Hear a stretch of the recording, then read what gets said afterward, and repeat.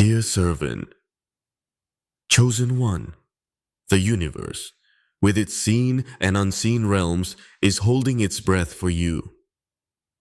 The planets glide silently in their orbits by a divine command, and the stars shimmer with a brightness they have not held before.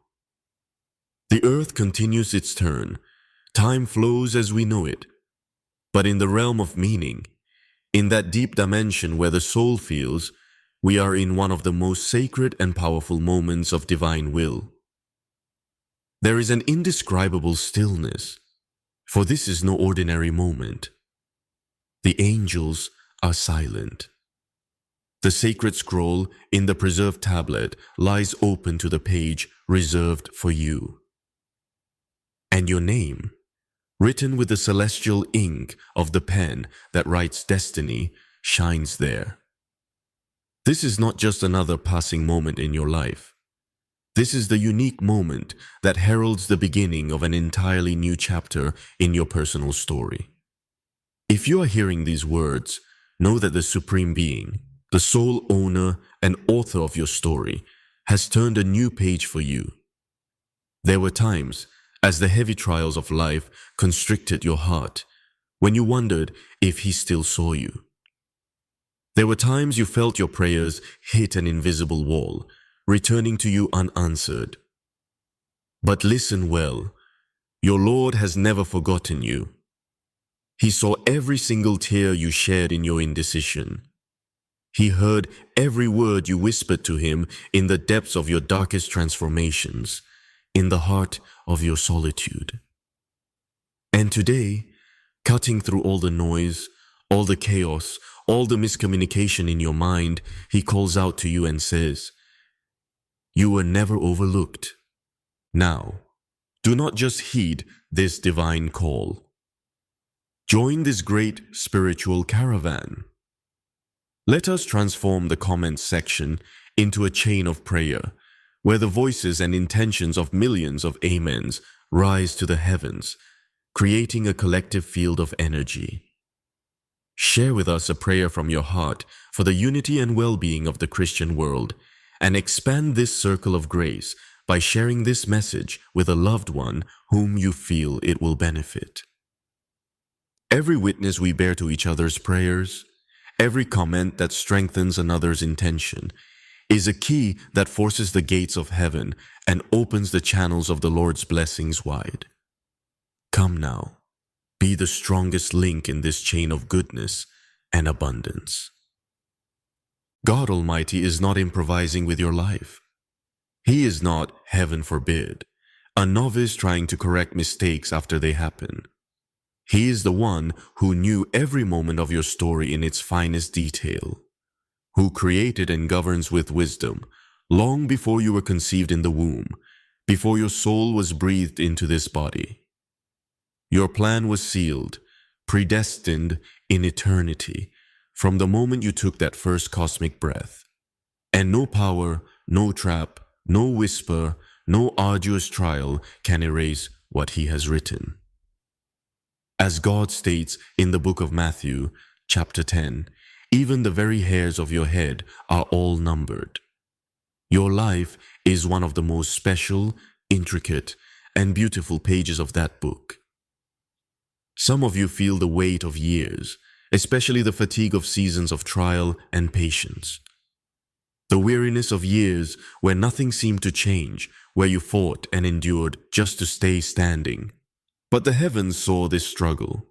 Your Lord saw every day you wanted to give up but did not.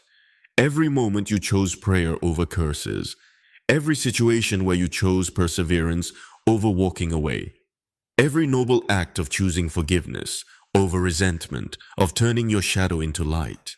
By doing all this, you are proving that the spiritual seal upon your life, that divine signature, was not just an empty word, but a profound truth. Listen carefully. The silence from the heavens, that void that felt like uncertainty, was not an abandonment. It was a preparation. A ruler is not crowned in the midst of chaos and turmoil. The crown is placed upon the owner's head only when the right moment comes, when all is ready. That moment, the moment when that divine grace will manifest, when your sun will shine its brightest, that coronation moment is approaching for you. As it is stated in Habakkuk, chapter 2, verse 3, "For the vision is yet for an appointed time, but at the end it shall speak and not lie. Though it tarry, wait for it, because it will surely come, it will not tarry." I know you are waiting for a confirmation, a sign. This is that sign. You are not listening to these words by chance.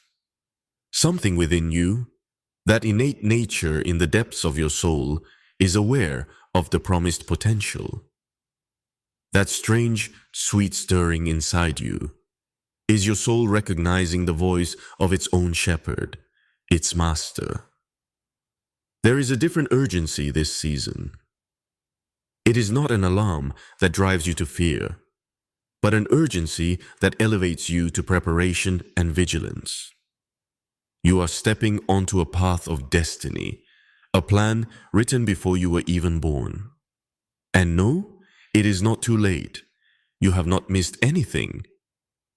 If you were late, you would not be hearing these words right now. So lift your head. Your story is not defined by the pits you were thrown into. That is, the deep transformations and experiences of loneliness, but by the palaces you are journeying toward, the pinnacle of your honor and purpose. That pit, just as it was a part of Joseph's destiny, was a part of yours. The detours, betrayals, and losses were woven into the divine plan, like threads in a cosmic tapestry. They shaped you into a character who could carry the weight of what is to come, that great crown of responsibility, without breaking. This is not the end of the struggle, but it is the end of your aimless wandering, of your search. The plan, from this point on, will unfold before your eyes. Pay attention to the small signs, the synchronicities. Watch the doors that open without force, the blessings that arrive at just the right time. Notice the graces, the easements given to you even when you feel you do not deserve them. These are the indicators that the page has turned, that a new divine cycle has begun. O blessed servant of God, now is the time to align with the heavens, with your destiny, with the highest of your divine potential. Do not hold back. Do not allow the enemy, that shadow self within you, to convince you that this is just a fleeting encouragement, a temporary moment. You are hearing a call that comes directly from the throne of God, echoing in the tongues of angels. And when the King calls, his faithful servant answers. Your life will never be the same again. You may not remember, but from the moment you took your first breath, you were marked. A divine fingerprint was etched upon your soul at your birth. Not by human hands, not with a title or a label the world could give you. This mark was placed by the one who fashioned you in a secret place, in your mother's womb. This was the seal of belonging, a sign that in the spiritual realm you belong to him. Even before you could walk or talk, your life carried a weight in the unseen world. There were angels assigned to protect you. You were guarded from countless dangers you passed by unknowingly, things that could have ended you before you even began. And while others saw just an ordinary child, the celestial beings saw a custodian of destiny, a soul of high potential. This seal, this unique divine signature, is the reason you have never truly fit in anywhere. While others could easily follow the crowd, the expectations of society, something inside you resisted. When you tried to hide in the background, life somehow pushed you into the light, onto the stage, to shine. When you tried to quiet your voice, circumstances demanded that you speak, that you share that wisdom. You may have thought this was a curse, but it was the proof of your calling, of your assignment. The promise of our Lord is true, and it is unthinkable that He would go back on His promise. This means that no mistake you have made, no season you fled from, no wound you carry can erase that divine seal, that divine promise. You could have tried to bury your calling under years of compromise or disappointment, but it was still there, continuing to shine. It waited for the moment when you would finally turn and embrace it. And perhaps this is why you have felt that tension in your soul for all these years. This is the pull between what you were born to be, your divine potential, and what you have settled for. This seal upon your life will not allow you to remain small. It will make you uncomfortable in comfort and will comfort you in storms. It will remind you that you were not created for an ordinary path. Some misunderstood this seal. They mistook your confidence for arrogance, your determination for stubbornness. They do not see the weight you carry. They do not know the battles you have fought in silence. They cannot hear the voice that constantly whispers, "There is more. Keep going." But you know deep down, you have always known. There were moments when you questioned God's choice. Why me? Why this life? Why the more difficult road? But if you could see the entirety of the story He has written, the whole of that divine map, you would understand that every sharp turn, every winding path, every heartbreak was shaping you for the rewards that lie ahead. A soldier does not train in comfort. An emissary does not learn their voice in silence. You have been in training since the day you came into this world. And here is the truth that brings even the strongest among us to humility.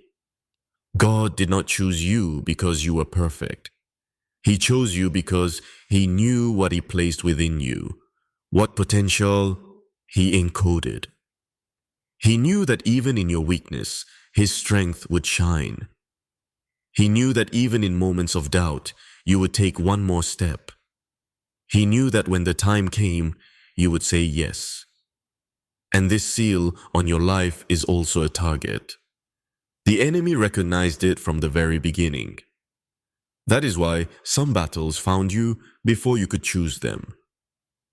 That is why the temptations of sin were directed at your most sensitive points, precisely where you needed to be strong. But if the seal makes you a target, it also makes you untouchable in the most important ways. The enemy cannot erase what heaven has decreed, that divine plan. So, do not belittle the very thing that sets you apart. Do not look back with regret on the seasons that made you feel different.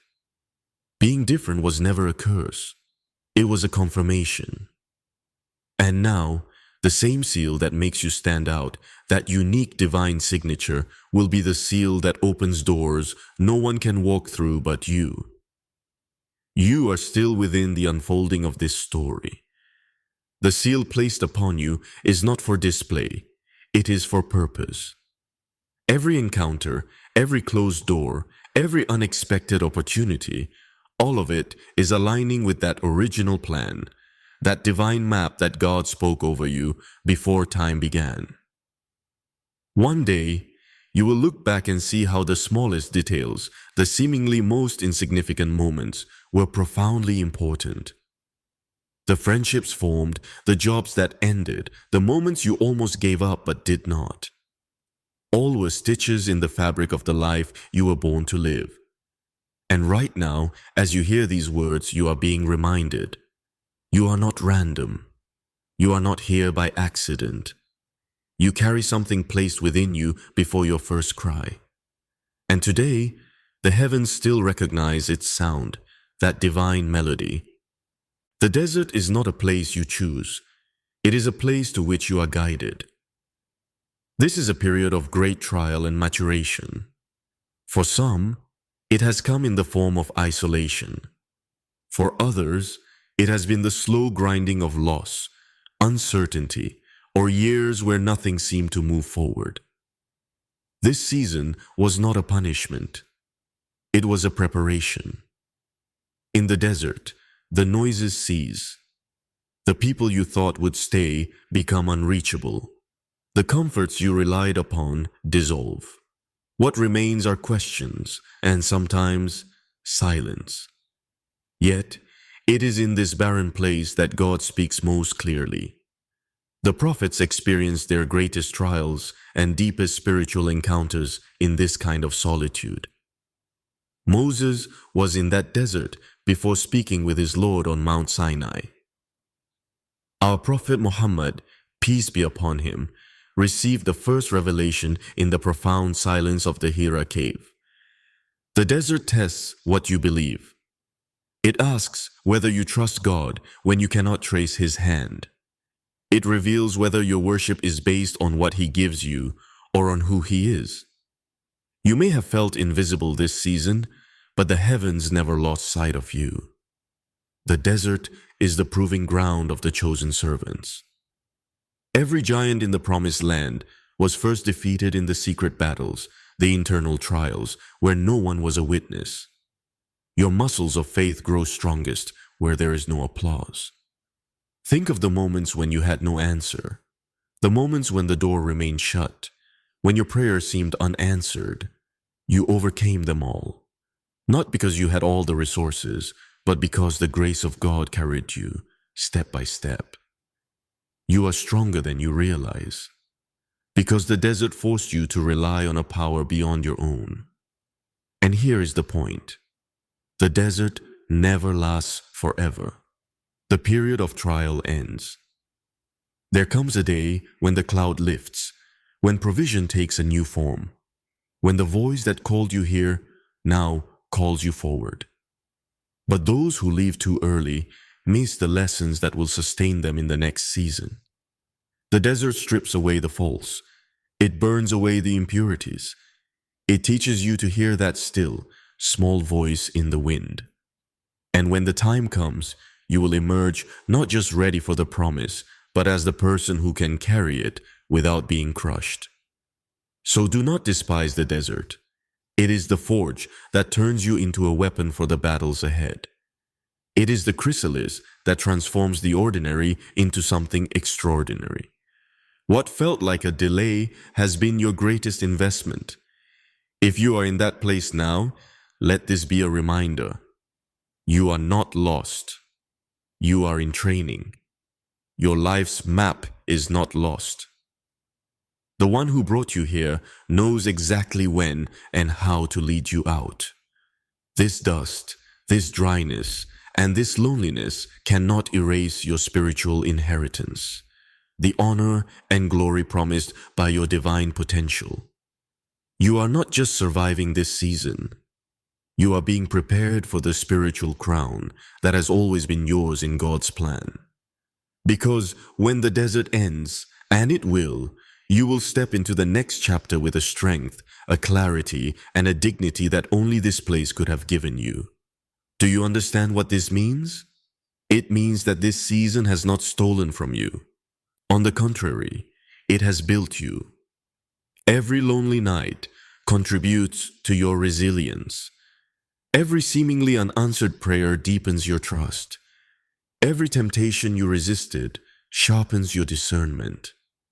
And every tear you shed was caught by God Himself, stored as proof that you endured when you could have given up. When you leave this desert, you will not be the person who entered. You will walk differently, not with arrogance, but with the quiet confidence of one who knows who they are and to whom they belong. Your steps will carry the weight of someone who has faced storms in silence, wrestled with doubt, and still chose to stand. And here is the beautiful paradox. The very season you once begged God to end will become the season you are most grateful for. Because it was here that you learned the tone of His voice, the power of His presence, and the truth that His plan for you is worth every moment of the wait. So be of good courage. The crown is not just in your future.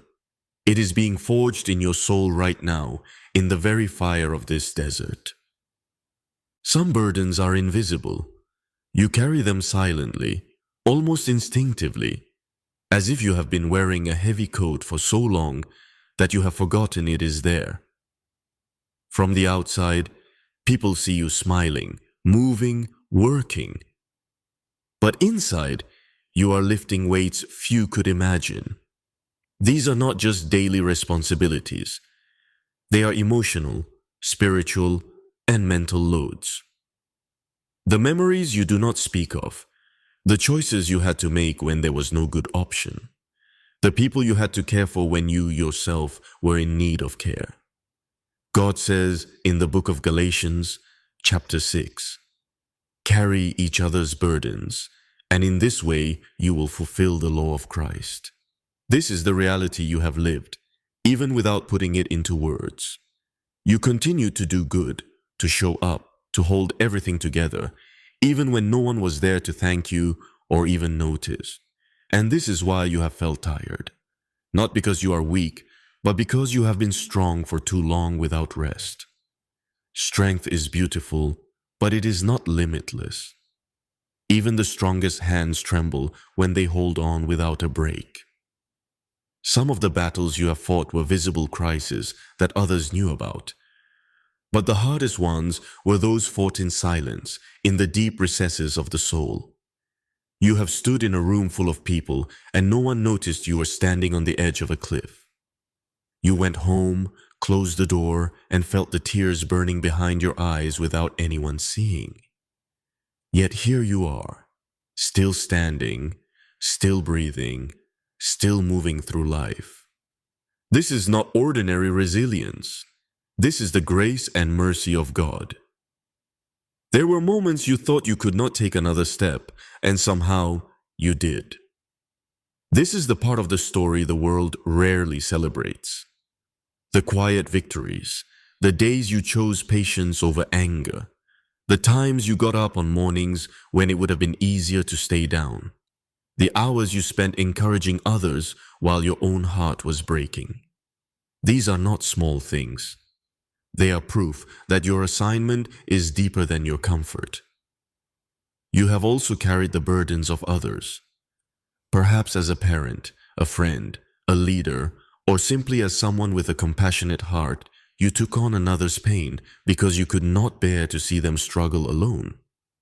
And while this cost you, it also revealed a truth. Your heart was shaped to carry weight because one day you will carry honor and glory. But here is what you must remember. God never intended for you to carry everything forever. There is a time to hold on and a time to surrender. Some of the weight you feel right now is not for you to hold. It belongs in His mighty hands. The enemy wants you to believe that letting go means you have failed. But in God's eyes, surrender is victory. Releasing a burden is not abandonment, it is trust. And there are things God is waiting for you to release so that He can move with a power you did not know was possible. You have proven you can be trusted with responsibility. Now it is time to learn that you can be trusted with rest. Rest is not inaction, it is preparation. It is where your soul is renewed so that you can continue to walk without collapsing under the weight. One day, you will tell your story. People will ask, "How did you survive all of that?" And you will answer, "I did not carry it alone." Because the truth is, you did not. Even on the nights you felt alone, someone was with you, carrying more of the weight than you realized. That same presence is with you now, not just watching, but actively sustaining you. And the burdens you still carry, those silent weights, are already shifting. Some will be lifted entirely, others will be replaced with joy. And some will remain but will feel lighter because you will no longer carry them alone. So breathe. You do not have to be unshakable every second. You do not have to carry everything to prove your worth. You are already His beloved servant, already loved, already equipped for what lies ahead. The weight you feel now will not break you. It is shaping you. And soon you will see why you had to carry it for this part of the journey. The fact that you are still here is proof of something the enemy never wants you to know. He could not destroy you. Every plan designed to pull you down, every trap, every whispered lie, they all failed. There were times you did not even see the danger, times when a wrong decision, a wrong place, or a wrong person could have changed your life forever. But God intervened. He closed doors. You begged him to open because he saw what you could not. He exposed intentions that would have harmed you. He even used delays as a shield, preventing you from entering battles you were not meant to fight. As it is stated in the book of Isaiah, chapter 54, "No weapon forged against you will prevail." This is why some things you thought were failures were actually rescues. Some connections you lost were actually liberations. Had you remained in certain places, you would have been ensnared. Had you continued in certain relationships, your destiny, that beautiful path God has laid out for you, would have been compromised. The enemy's strategy has always been to take you out just before you step into your purpose. If he cannot destroy your body, he tries to break your mind. If he cannot silence your voice, he tries to distort it. If he cannot eliminate your assignment, he tries to distract you from it. But despite it all, you have survived. And survival is not just about succeeding. It is about who you become in the process. You have gained discernment. You have learned to see patterns of deception and recognize traps before they are set. You have developed a resilience, a strength that makes you dangerous to the kingdom of darkness.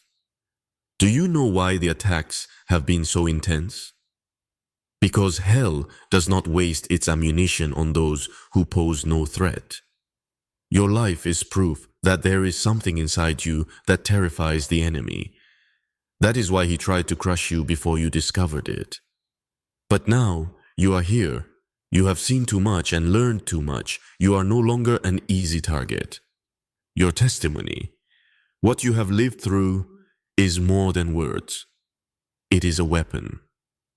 Every time you tell the story of how you overcame, you are dismantling the enemy's lies and building another's faith. And here is the beautiful part. The very things the enemy used to shame you, those most difficult trials, those darkest experiences, God will use to glorify his own name through you. Some of you are in the aftermath of a battle right now.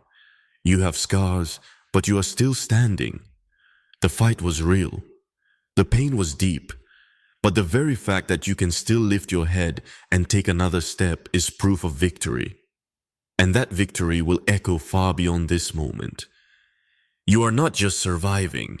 You are moving into a position of influence, power, and spiritual authority. The enemy's plan failed, but God's plan, that divine symphony, is still unfolding, and it is greater than anything you have ever imagined. The night has a way of making silence feel heavier. In the daylight, distractions keep your mind occupied. But when darkness falls and the world goes quiet, that is when you feel the weight of the questions you carry, the whispers of your soul. This is also the time when God often chooses to speak.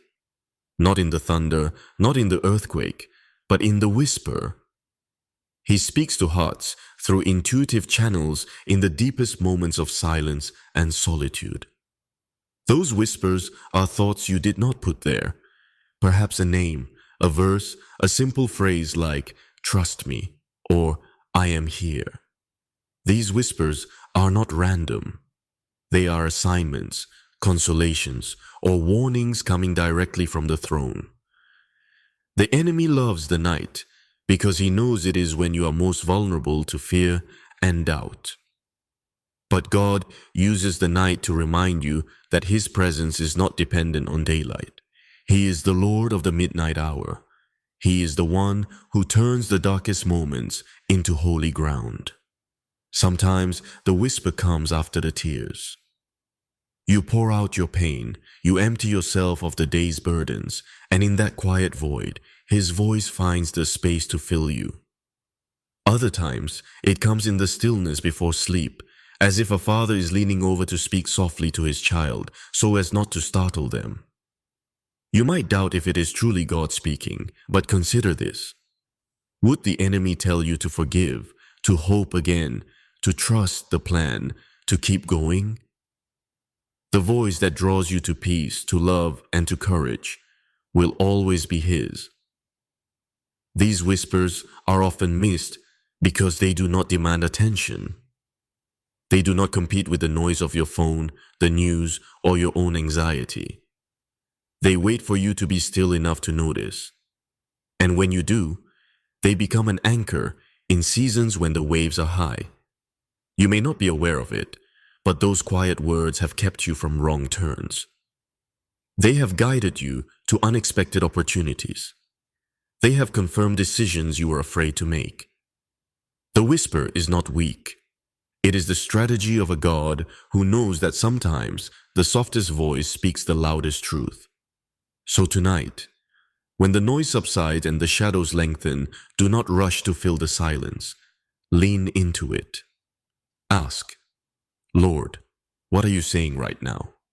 And then wait, not with anxiety, but with the expectation of one who knows the King is near. He might remind you of a verse you learned as a child. He might bring to your mind a person you need to call tomorrow. Or he might simply allow you to feel his presence wrapping around you like a blanket. However it comes, treasure it. Write it down. Return to it in the days to come. Because what he whispers in the darkness often becomes the light you walk in. And here is the point. If you are in a long night season, know this. The whisper is proof that the dawn is coming. If God did not have something ahead for you, he would not be speaking. Every word is a preparation for the moment the sun rises over your life again. The night will not last forever, and the whispers you hear now will be the testimonies you tell in the light. In every journey, there comes a point where you feel the ground shift beneath your feet.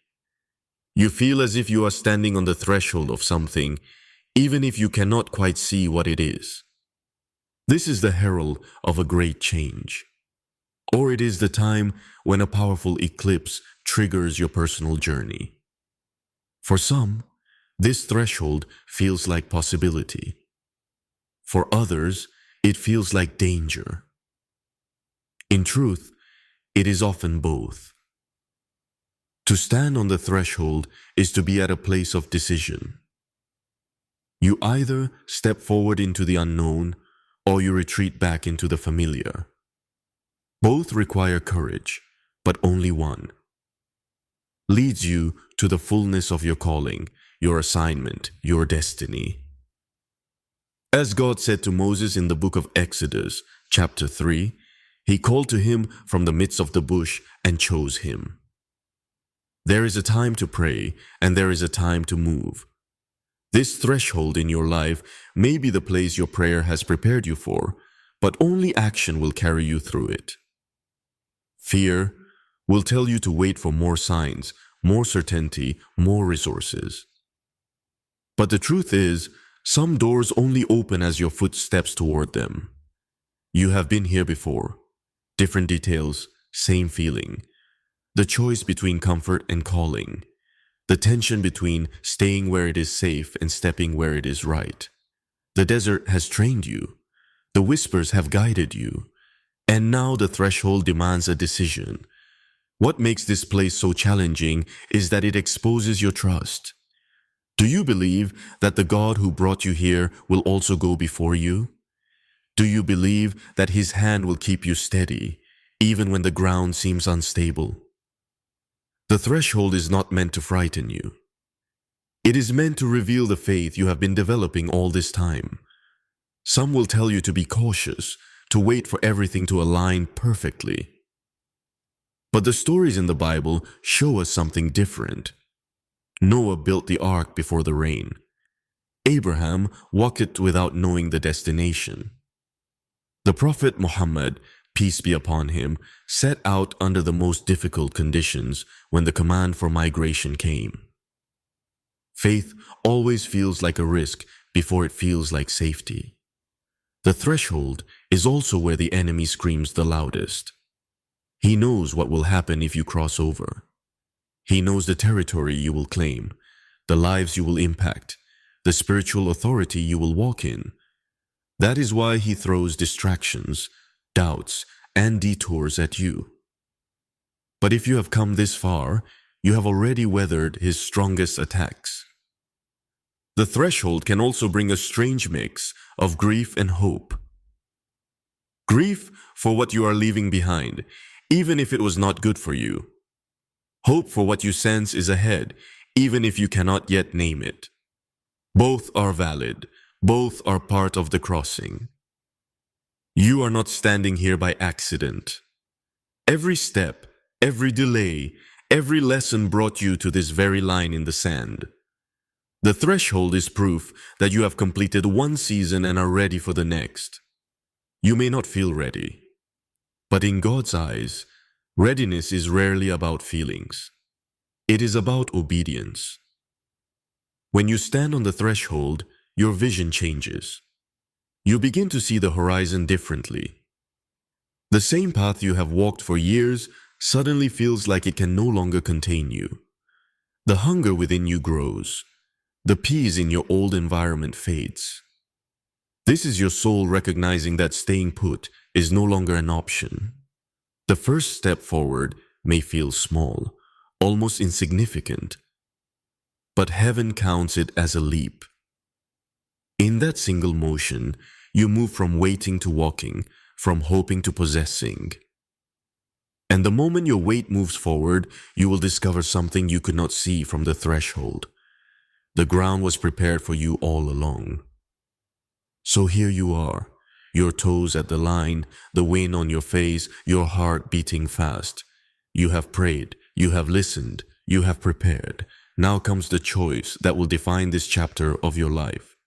Will you step back into the safe or forward into the sacred? The threshold awaits your answer. And understand this, stepping forward does not mean you will have all the details, but it does mean you will have all the divine presence you need. The same God who parted the sea for the children of Israel, who protected his prophet with a spider's web, is standing at your threshold, holding out his hand. He does not just call you, he walks with you. When your foot touches the unknown, fear will shrink and faith will rise. What once seemed like a cliff will reveal itself to be the beginning of a bridge, and you will know without a doubt that you never stood alone. The threshold was always an invitation, not a threat. In every believer's life, there comes a moment when God asks for a trade, an exchange, not a transaction between equals, but the surrender of what is broken to receive what is whole. This is a divine exchange. It is the process of death and rebirth. It is never forced, but it is always necessary for transformation. You may recognize it as an internal urge to release something you have been holding tightly. A habit, a relationship, a fear, a dream you fashioned for yourself that no longer fits the shape of his plan, of the new cycle. At first, it feels like loss. It feels like letting go of a piece of your identity. But in reality, you are making room for what he has been holding for you all this time. As it is written in the book of Isaiah, chapter 43, "Forget the former things, do not dwell on the past. See, I am doing a new thing." This is the nature of God's exchange. He does not just take, he replaces it with something better. He does not leave you bare and empty. He lifts the weight so that he can clothe you with something greater. Yet, surrender rarely comes easily. There's a strange comfort in clinging to the familiar, even if it harms you. The habit that numbs your pain, the fear that convinces you to play small, the unforgiveness that feels like protection. These things become like old garments, worn, heavy, but familiar. And yet, they are not suitable for the journey ahead. The divine exchange is both a choice and a process. You choose to let it go, and God begins to transform it. Sometimes instantly, sometimes over time. The key is trust. Trusting that what He replaces it with is better. Trusting that His timing is perfect. Trusting that His heart towards you is always good. One day, you will understand what a great blessing it was to let go of this burden you felt you could no longer carry. Those broken pieces, those years you felt were lost, those relationships that ended, those battles you did not win. He gathers them all and weaves them into a testimony that will give life to others. The divine exchange also requires honesty. You cannot trade what you do not admit you are holding. Sometimes the first step is simply to say, Lord, I do not want to carry this anymore. This confession becomes the open hand that He can fill. And here is the wonder of it. The moment you release what is broken, your capacity for joy, peace, and purpose expands. Where there was mourning, joy begins to take root. Where there was despair, hope begins to rise. The burden you thought you could not live without turns out to be the very thing that was keeping you from truly living. There will be people who do not understand your exchange. They will wonder why you let go of what they deemed valuable. They will question why you gave up something good in pursuit of something unseen. But this is the secret of faith. It values what God says far more than what the world applauds. You will also find that every exchange deepens your intimacy with God. Because to trade what you possess for what He offers, you must draw near enough to hear His invitation. Trust Him enough to place your most treasured possessions in His hands. And in that closeness, you discover that your true treasure is not just the blessing you receive, but the intimacy of the one who gives it. If you are in a state of unrest right now, pay attention. That unrest may be your soul inviting you to an exchange, a transformation. It may be asking you to let go of things that no longer serve your destiny, so that He can place in your hands the tools, the relationships, and the opportunities that will carry you into the next season. The divine exchange is not about loss. It is about alignment. It is about letting go of the lesser to embrace the greater. And when you finally make the trade, you will wonder why you held on for so long. Because in His hands, nothing remains broken. Everything is repaired, renewed, and returned to you in a form far greater than you ever imagined. Spiritual authority is not something you earn with titles, education, or applause. True spiritual authority is placed within you by God long before you are even aware of it. It is an invisible mantle that changes the atmosphere when you walk into a room. As it is stated in the Gospel of Matthew, chapter 28, all authority in heaven and on earth has been given to me. Therefore, go. This is not a poetic metaphor. It is a spiritual reality. The sincerity of your servitude to God means that you carry the weight of heaven's authority wherever you step. This is not dependent on your feelings or your current circumstances. It is dependent on your closeness to Him. The enemy knows this, which is why he works so hard to keep you unaware of your true position. If he cannot strip you of your authority, he will try to make you doubt it. He will whisper that you are not worthy, that your mistakes have disqualified you, that you do not have what it takes. But here is the truth. Authority is not about your perfection. It is about His commissioning. A police officer's authority comes from their badge. Similarly, your spiritual authority comes from the one who sent you. It does not disappear when you feel weak. It does not fade when others belittle you. It stands because He stands. To walk in authority is not about controlling people. It is about serving with power, protecting with courage, and speaking the truth with love. It is using your words to heal instead of harm, using your presence to bring peace instead of chaos. The more you practice wielding your God-given authority, the more you will realize that it is not confined to a church or a prayer meeting. It goes with you to your home, your workplace, your friendships, and even to places that seem hostile to faith. Authority is not something you turn on for spiritual moments. It is woven into your identity as a servant of God. This authority is also for warfare. When you face spiritual resistance, you are not fighting as a victim. You are fighting as one who is seated in a high station with God. You can command fear to leave. You can silence lies with truth. You can declare God's promises over situations that seem impossible. But authority must be used rightly. If you abuse it, you lose your credibility. If you hide it, you lose the opportunity. The point is not to draw attention to yourself, but to direct people to the one who gave it to you. So stop belittling yourself. Stop walking into rooms as if you have nothing to offer. You carry the light of God, the word of life. You carry the faith that, with God's permission, can move mountains. This means that every step you take is an act of representation. You are an ambassador of heaven. When you fully believe this, you stop reacting to the enemy and you make him react to you. Your prayers shift from, God, please help me, to, in the name of God, this situation must change. This is not arrogance. This is the confidence of one who knows their authority is backed by heaven itself.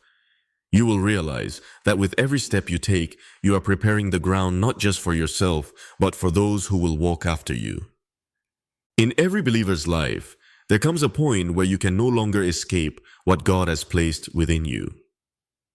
That mantle, that divine calling, that sacred responsibility begins to stir.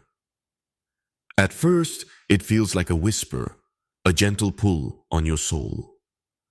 But over time, it becomes louder, heavier, impossible to ignore. The prophets knew this moment well. One day they were living an ordinary life, and the next, revelation descended upon their shoulders. They had not planned it. They had not campaigned for it. But when it came, they knew the life they had known was over. The call had awakened. God commands his prophet in the book of Matthew, chapter 28. Therefore go and make disciples of all nations. This is what a mantle of responsibility is. It commissions you to bear fruit that will remain after you are gone. And when it awakens, you feel the change. Your old rhythms no longer satisfy. Your old fears lose their grip. You notice that you think differently. You pray differently. You even walk differently. You might resist at first. You might say, "Not me, Lord, not now." But the mantle does not fade with reluctance. It grows heavier until obedience becomes the only option. It is both a burden and an honor. It will cost you, but it will also crown you. You may notice doors opening in unexpected places, people seeking your voice, your counsel, your leadership. Opportunities coming that you did not pursue. These are not coincidences. These are the ripple effects of your mantle awakening. But here is the truth. A mantle is not for display. It is for service. It is not a badge of superiority. It is a call to carry the weight of responsibility for the sake of others. When your mantle awakens, it will pull you to places you never thought you would go. And it will also draw out of you things you did not know you had. Patience you never practiced. Courage you never tested. Love you never thought you could extend. This awakening is not about gaining a platform. It is about stepping into a position where the power of God can flow through you unhindered. And when that happens, lives change. Atmospheres shift. The enemy loses ground. If you are feeling this stirring in your own soul, do not ignore it. Let it rise. Let it disrupt the comfort zones you have built. Say yes, even if your voice trembles. Your mantle was made for this time, and this time was made for your mantle. The awakening of one mantle can ripple through families, communities, even nations. And right now, yours is being activated for a purpose greater than you can imagine. You do not have to know every step ahead. You just have to faithfully carry the weight you have been given, one day at a time. Because when a mantle awakens, heaven takes notice, and so does hell. And the world will never be the same again when you walk in what you are always meant to carry. There are people in this world whose lives depend on your obedience. You may not know their names or have ever met them, but their relief is tied to the steps you take, your progress on that divine path. In the same way, your journey has been shaped by the faithfulness of others. You may never know this truth in this world. This is a sobering reality. Your yes to God ripples outward. When you follow His voice, you set in motion events that extend far beyond your own life. Sometimes the ones you are meant to impact are watching you from a distance. Other times they are right beside you, unaware that the strength they draw from you is a celestial gift flowing from your obedience. You are a living letter. Your life tells a story, whether you are aware of it or not. The way you endure hardships, the way you love people, the way you choose truth over convenience, all of it is being read by those around you. Sometimes these people are assigned to you for a specific season. They might be family members, co-workers, friends, or even strangers whose paths briefly cross yours. Your role might be to plant a seed, to offer a word, or simply to live in a way that demonstrates the reality of God. Other times, these assignments last for years. There may be people you are meant to mentor, to walk alongside, or to pray for over the long term. You may never see the full fruit of your investment, but that does not mean it is not growing. Works in God's sight are rarely measured by immediate results. They are measured by faithfulness shown over time. Your obedience can be the catalyst for another's courage. Your act of stepping out in faith can give them the push they need to step into their own calling. This is why disobedience carries such a heavy weight. It does not just affect you. It can delay or divert what God wants to do in someone else's life. This is not about pressure or fear. It is about responsibility and privilege. God could have chosen anyone to reach the people you are meant to reach. But He chose you. He wove your personality, your past experiences, your skills, and even your wounds into a unique package that carries something they need. The people assigned to you may not always thank you. They may not even realize your role in their journey until much later. But your task is not to receive appreciation. It is to be faithful. Think of Moses leading Israel. Think of Esther stepping into the throne room. In each case, their obedience was the hinge upon which another's destiny turned. And sometimes, you are the one standing in the gap while another's faith is faltering. Your prayers hold them up when they cannot stand. Your words of encouragement keep them from giving up. Your consistent presence reminds them that they are not forgotten. In seasons when your impact feels small, remember this. The kingdom of God advances one person at a time. Heaven rejoices for one lost sheep found, one heart turned, one life restored. Your part in that is never insignificant. As you remain faithful to the people assigned to you, you will also see God expand your sphere of influence. Influence with God is not about chasing a platform. It is about stewarding well the assignments you already have. When you take care of the people He places in your path, He entrusts you with more. And one day, perhaps sooner than you think, someone will say to you, "I am here because you were obedient." And in that moment, you will understand every sacrifice, every awkward step of faith, every moment you wondered if it mattered. It all mattered more than you could see. Even the strongest heart sometimes needs reassurance. No matter how much faith you carry, there are moments when you quietly wonder if you are still on the right path. This is why God, in His grace, gives prophetic confirmations, small but undeniable signs that you are exactly where you are supposed to be, synchronicities. As we are reminded in the words of Psalm 37, "The steps of a good man are ordered by the Lord, and He delighteth in His way." These confirmations can come in many forms. A verse that leaps off the page, a word from a friend who does not know your situation, a recurring dream, or even a number you keep seeing in unexpected places. They may seem ordinary to others, but to you, they feel like a whisper from heaven. "I am here. Keep going." Our compassionate Lord knows how to speak your language. For some, it is patterns in nature. For others, it is divine timing, being in the right place at the right time.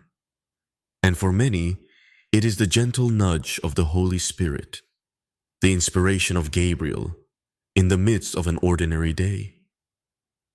The danger is to dismiss these moments as coincidence. Faith teaches us to pay attention, to value them, to let them anchor our hearts when doubts try to creep in. Because often, a confirmation comes just before a significant change, a major divine transit. It is God's way of saying, "The next step is coming, do not turn back now." Think of the times you were on the verge of giving up and something small but profound happened. Perhaps a sermon addressed your exact problem. Maybe you overheard a conversation that felt like it was meant for you. These were not random. These were the strategic touches of heaven. God does not give confirmation because He is unsure of His plan. He gives it because He knows that we sometimes struggle to see the big picture. Every sign is a reminder that the story is still unfolding exactly as He designed it. The truth is, confirmation is not just encouragement. It is an invitation. And when you respond, you step into the rhythm of heaven. These moments of confirmation are often subtle enough to be ignored, but powerful enough to change everything if you notice them. They are like signs on a long road. You can keep driving without looking. But if you do, you might miss the turn you were supposed to take. When you honor these signs, you are saying to God, "I see you. I trust you." This awareness deepens your intimacy with Him. You begin to live with a heightened sensitivity, noticing not just the grand interventions, but the quiet details as well. A door that opens at just the right moment. A conversation that feels like it was sent by heaven. A provision that comes at the last minute. And here is the beauty of it. The more you acknowledge His confirmations, the more you will see. Not because He has suddenly decided to speak more, but because your eyes are being trained to recognize what was always there. There will be seasons when confirmations come daily, like a constant stream of reminders. Other times, they may feel rare, making each one even more precious. In either case, they are treasures. They are the personal notes from a God who knows your exact address, your exact struggle, and your exact need for reassurance. So when you see the signs, do not rush past them. Pause, give thanks. Write them down. Let them feed your faith for the days ahead. One day, You will look back on the trail of confirmations and realize they formed a map. And you will understand that every step, every turn, every season of waiting was not random. It was guided. And you did not walk a single moment alone. And perhaps even now, He is sending you another confirmation through these words. Not to startle you, but to remind you that He sees you, He knows you, and He has been guiding you for much longer than you realize. Be of good courage, O blessed servant. The next step is already waiting for your feet to move forward in faith. There are doors in life that no human can open for you. And just as importantly, there are doors that no human can close against you. These are the doors that God Himself places before you. This is a symbol of abundance and opportunity. Doors that lead to opportunities, to relationships, and to assignments that are perfectly aligned with His plan. As it is written in the book of Revelation, chapter 3, what He opens, no one can shut, and what He shuts, no one can open. An open door from God is unlike any opportunity the world can offer. It is not based on your resume, your reputation, or your resources. It is based solely on His timing and His purpose, that divine clock. You cannot force it open before its appointed time. And it cannot remain locked when He says it is yours. This truth is both liberating and humbling. It means you do not have to exhaust yourself trying to manipulate situations or convince people to approve of you. But it also means you must trust His timing, even when the wait feels endless. Sometimes the greatest test of faith is not in the battle, but in the waiting room, standing before a closed door that He has promised to open. In those seasons, you may feel overlooked or forgotten. Others seem to be moving forward while you remain in place. Yet in reality, God is preparing the door for you as much as He is preparing you for what is behind that door. When it opens, it will be clear. You will not have to break it down. It will swing wide open. And once it is open, no opposition, no jealousy, no scheme can shut it. Even those who doubted you will have to bear witness to what God is doing. But not every open door is from God. Some opportunities come disguised as blessings, but are meant to lead you away from your true calling, your path of destiny. This is where discernment, intuitive wisdom is critical. Just because you can walk through it does not mean you should. The enemy can open doors too, but his doors always lead to compromise, distraction, or destruction. You will know God's doors by their fruits. They will bring you closer to Him, stretch your faith, and be in harmony with His word. They often require courage to walk through because the enemy will guard them fiercely. But if He has opened it, your task is not to retreat, but to step forward. There will also be times when God closes a door you desperately wanted to open. At first, it feels like loss, but often those closed doors are acts of mercy. He sees the path ahead, the dangers you cannot see, and the price you would pay if you forced your way in. Trusting God with both open and closed doors is one of the deepest expressions of faith. It is saying, Lord, I believe you know what is best, and I will follow even when I do not understand. And here is the mystery. You may think you are waiting for a specific door, but when the time comes, He may open something completely unexpected. A new path, a different opportunity, a connection you never considered. God's doors often do not look like you imagined, but they always lead to something greater than you planned. When you look back, you will see the wisdom in His choices. You will realize that the closed doors kept you safe, and the open ones changed your life. You will understand that both His yes and His no were acts of love. So, wherever you are right now, before a door that has not yet opened, on the threshold of one newly opened, or still trying to adapt after one has unexpectedly closed. Know this: your steps are ordered by Him. No human, no system, no spiritual opposition has the authority to override the doors that God controls. Walk faithfully towards Him, and you will not miss what He has prepared for you. When the door opens, you will see that the issue was never about forcing your way in. It was about becoming the person who could walk through and carry what awaited on the other side. There comes a day when the weight you have carried transforms into the crown you were always meant to wear. This is not a crown distributed for comfort. It is a crown forged in fire, in battle, in tears, in trials, and in transformations. This is the coronation moment, where heaven's decree meets earth's timing, and you step fully into the honor prepared for you. This is one of the pinnacle moments of your life.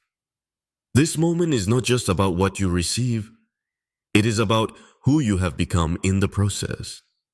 Every trial has been a shaping tool. Every delay has built resilience. Every loss has carved a deeper compassion.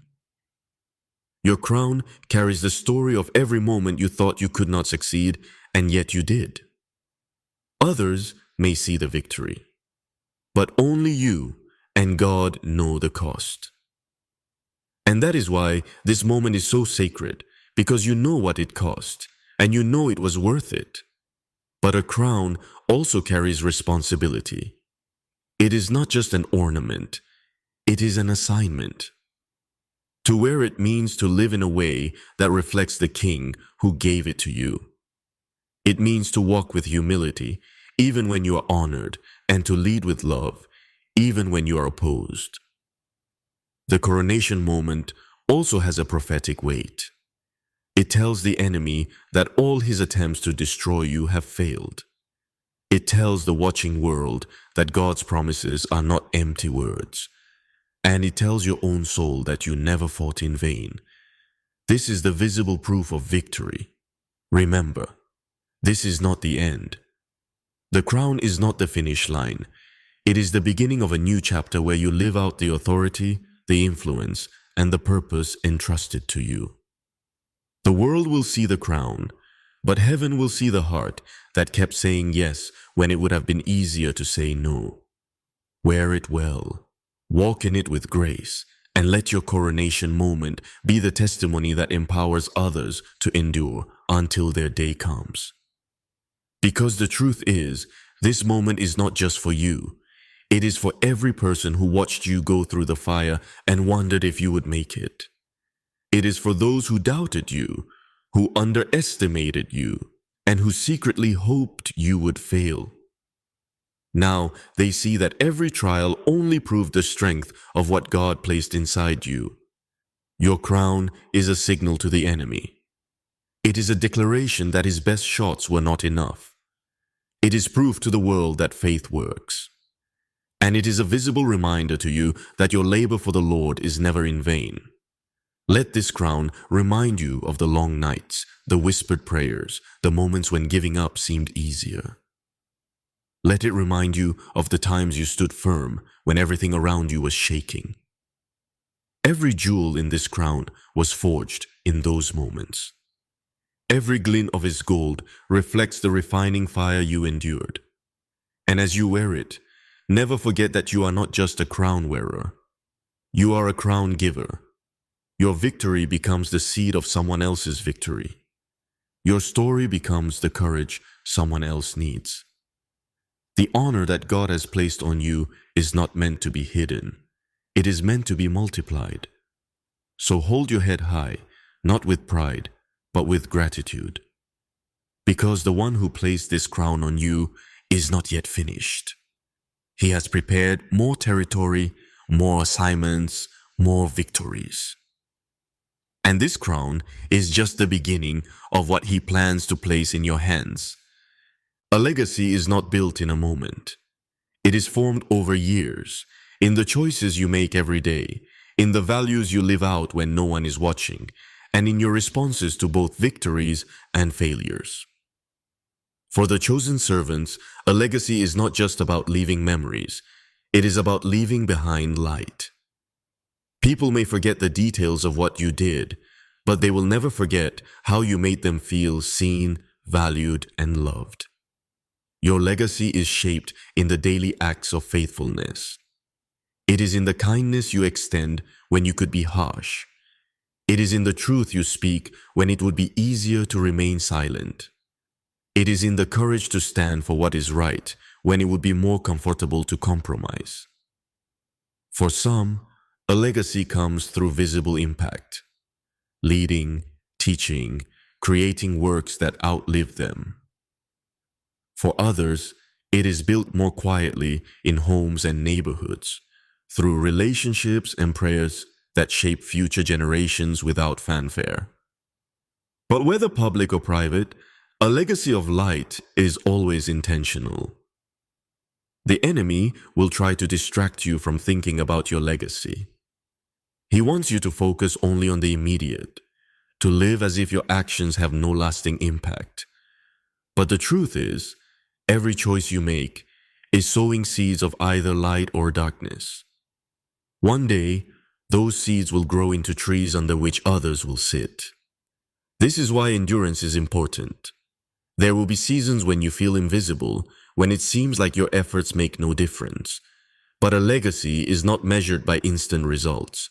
It is measured by lasting fruit. A tree does not grow in a day, but once it is rooted, it can stand for generations. A legacy of light also requires passing on what you have learned. It is not enough to finish well. You are tasked with equipping those who come after you to carry the flame even further. This means investing in others, mentoring, sharing your testimony, and not hoarding the wisdom you have gained throughout your journey. It can be as simple as telling a young believer how you overcame a season of doubt. It can be modeling integrity in your work when no one else seems to care.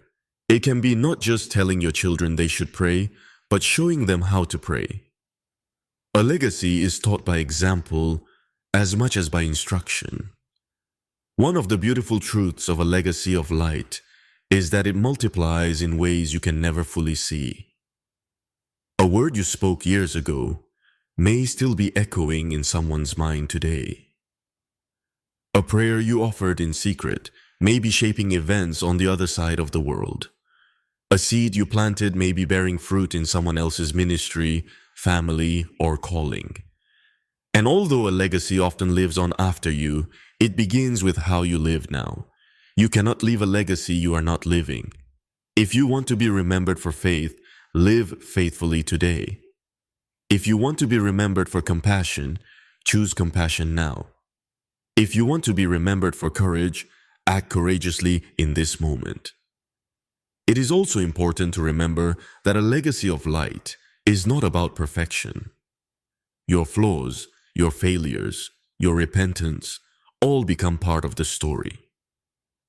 Sometimes the most powerful part of your legacy is not that you never fell, but that you always got back up, stronger and more committed to God than before.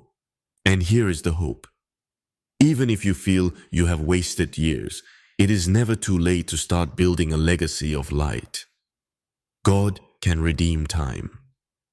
He can use the remainder of your days to sow such bright seeds that they overshadow the mistakes of the past.